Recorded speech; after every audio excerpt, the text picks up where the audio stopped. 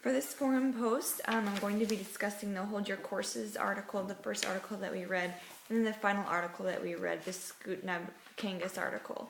I definitely agree that it's important for students to be educated in their L1 first, not just for cultural reasons, for learning the tribal tongue or the language of their people, but also to be realistic in what the long-term goals of the student are.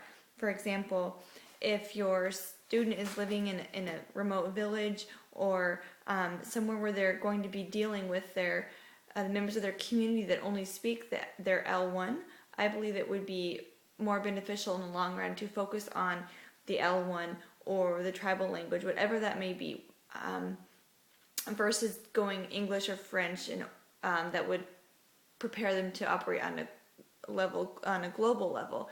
Because if they're not going to be operating in a global situation, it would simply be a waste for them to be lacking their L1 skills and not developing their skills in their L1.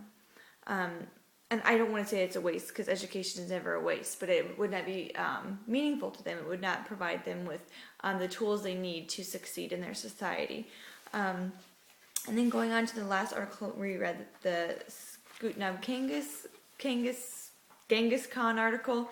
I think that it's important for students to learn their L1, and especially because of what the research is saying, that the number one deciding factor in their success in school, even more than socioeconomic status, is their ability to speak their first language. And the longer they have instruction in that language, the more successful that they will be in school.